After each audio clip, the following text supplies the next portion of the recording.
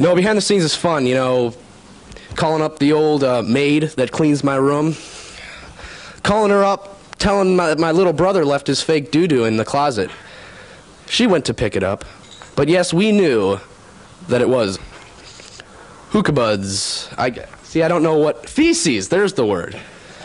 Yeah, she picked up hookah buds' feces. And then realized it wasn't our little brother's fake doo-doo that was hiding in the closet. I've kind of had just kind of a really weird sense of humor. Most people don't get it. I think that's kind of why I teamed up with Brian freshman year in the first place. Not that we've been friends for ages, but freshman year is kind of like when he got his video camera. So it was like the new thing to kind of experiment with. And we tried just a whole bunch of really experimental, just weird stuff. I mean, tried to add music to it. Not that it was anything that great. You know, I believe there were a couple catastrophes, including one where my brother got smashed under a garage door. But overall, it was pretty cool. You know, the only problem I think that we had when we did those things, it really wasn't the lighting. It even wasn't the bad acting. It was, I think we had a problem spitting. Burn in hell.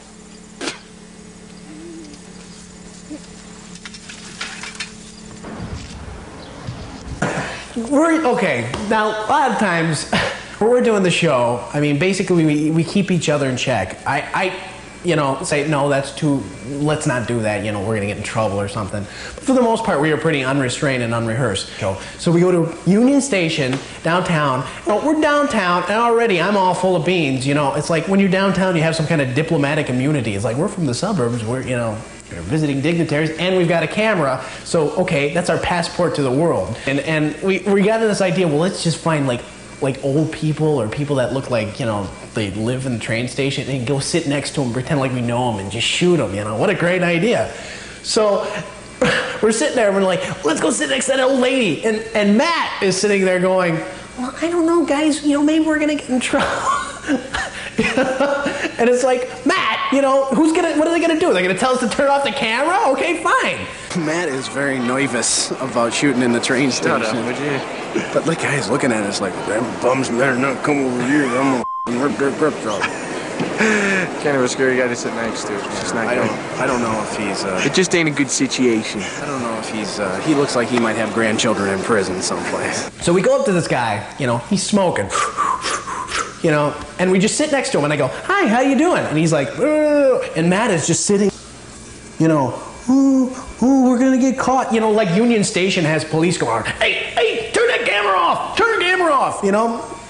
No, you know, we're here at the train station. We drive 35 miles out to the city, like we're gonna go to the train station and go, no, I'm a little timid now, let's turn it off, you know. So basically we just went up to people and there was this old guy. We went up to this old guy and I was like, I just sat down next to him and I grabbed his newspaper and I started reading it and he's looking at me and then Brian came by with the camera and he goes, I don't want to be in a camera. I don't want to be in a camera. And Matt's just sitting here like, oh my God.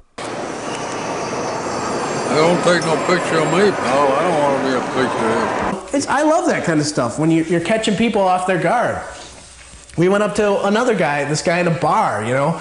And, you know, there's a mint julep gag. You know, I don't know where that came from. One day Matt was wearing my jacket and I said, he looks like a mint julep. That's where that came from. Anyway, so we've been using that ever since. I go up to the guy in the bar and I go, and this was hilarious. I go, do you guys carry mint juleps? And he goes, what? He goes, do you carry mint juleps? He's like, yeah, down the hall to the left. I'm like, what is that? And Matt the whole time is like, as soon as we're out of the train station, let's go pull down our pants and run through the city, you know? It's like, okay there, Sparky. Just so any of you folks at home don't get the wrong impression that I'm actually a wacky guy, no, I'm the nervous guy. Folks, he's never been to the big city before. We were at a restaurant once, and pretty much every restaurant we went to the whole summer, we would raise and lower the conversations of the whole entire restaurant just by us talking. And one time in particular, we were at the restaurant and we were all sitting around proposing new ideas, and my idea was the sock puppet idea. And I pulled out the sock puppet and I started showing everybody that, and there was people in the restaurant all freaking out. And they were watching the sock puppet, and I kept on going into the little routine. And when the waitress came up to order, she thought I was a crazy man. When she asked me what I wanted, I was pretending like the sock puppet was ordering. I was like ignoring him, and the sock puppet was talking. And do you remember that? A lot of it has to do with the weather and the way things are going. That's true. With the winter, you tend to have, I don't know, you tend to have a more laid-back attitude probably, because you also have less locations to do it, unless you want to see us all in our same jackets all the time. That's true. That's true. But it's not only the season, it's just that every show that comes out, there were different things going on, different conflicts or whatever you want to call it, and they've made the show what they are.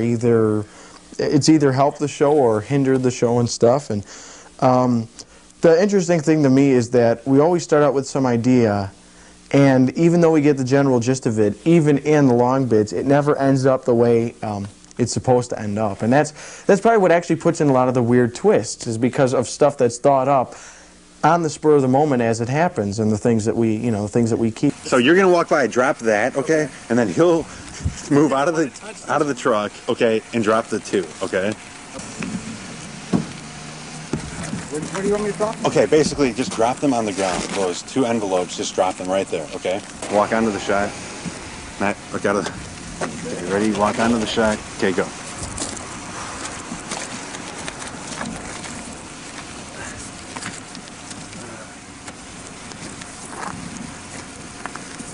Okay, beautiful. Thank you very much. Thank you very much.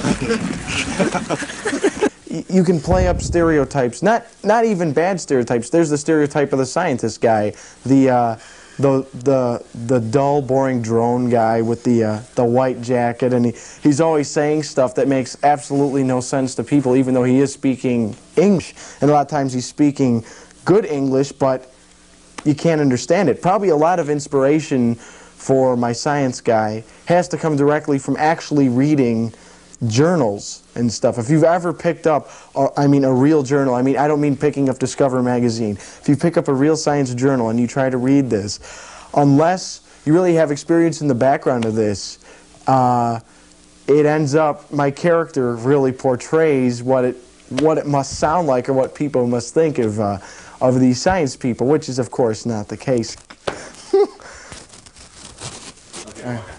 Okay, just whatever. Dead. Dead is my life. Death is always around us. I marvel at the Brachiosaurus bronchi, a creature, a behemoth of prehistoric times that lived almost 200 million years ago. Why do I like it? Because it's dead! The deer hit on the road the other day. It's dead! Why do I like dead? Dead you can measure. Dead you can weigh stuff with. You think if something was living, it would let you weigh it? No! You gotta kill it. It has to be dead. Dead. Like the chicken I'm going to have for lunch. Ta. Roberus ratus rodentia. An escaped lab rat. Dead! Dead! Dead. Dead is something you can do something with. Dead is something you can experiment with. In the words of the famous theologian Marcus Anthony III.3, why did the monkey fall out of the tree? Because it was dead, you idiot.